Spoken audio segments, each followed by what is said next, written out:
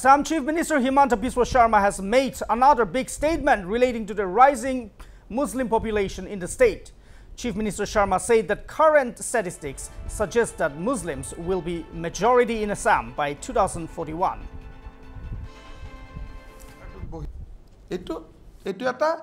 পৰিসংখ্যা যেটো মই কোৱা কাৰণে হিমন্ত বিশ্ব শৰ্মাই কৈছে এনুকা লাগি আছে মই কোৱা নাই ইন্ডিয়ান সেন্সাসে কৈ আছে এটো মূৰ কোৱা তথ্য নহয় এটো গতিকে আপোনালোকেও যদি যি কোনো কুল মাইন্ড লৈ কম্পিউটাৰটোত বহি লয় আৰু এটো এবিলাক পাবলিশ ডাটা হিন্দু কিমান মুসলিম কিমান খ্ৰীষ্টিয়ান কিমান বৌদ্ধ কিমান জৈন কিমান these are published data প্ৰকাশিত পৰিসংখ্যা হয় ইয়াত মই বনাবলগীয়া একো নাই মূৰ ডাটা নহয় এটো অসমৰ বাস্তৱ যে 2041 চনত অসম এখন মুসলিম মেজৰিটি ষ্টেট হ'ব হেতুত কোনো না আপুনি ৰাখিব পাৰে না মই ৰাখিব পাৰো আৰু একো নাই 2011 ত 36% গতিকে 10 ৰ পৰা 11 ত কিমান পাৰ্সেন্ট বাঢ়িলে 11 ৰ পৰা 21 কিমান পাৰ্সেন্ট বাঢ়িব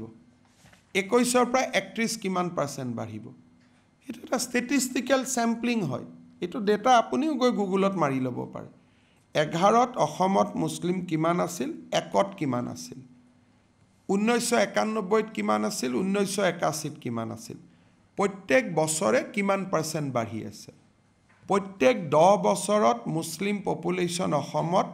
29% কৰি বাঢ়ি আছে 35 আছিল 34 হল 29 হল কিন্তু ৰাফলি প্ৰত্যেক 10 বছৰৰ মুৰে মুৰে 30% 29/30 30% কৈ মুসলিম বাঢ়ি আছে 1,40,00,000 মুছলমান আছিল 2011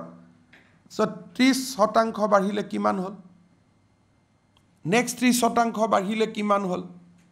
হিন্দু বাঢ়িছে 16% গতিকে প্ৰত্যেক 10 বছৰত ইন কম্পেয়াৰ টু মুসলিম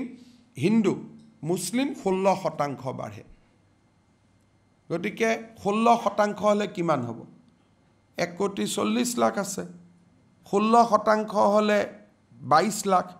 প্ৰত্যেক 10 বছৰৰ মূৰত 22 লাখ মুসলিম অসমত বাঢ়ে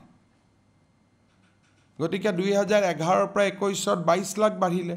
21 ৰ পৰা 31 ত 22 লাখ 31 ৰ পৰা 41 ত 22 lakh then they become majority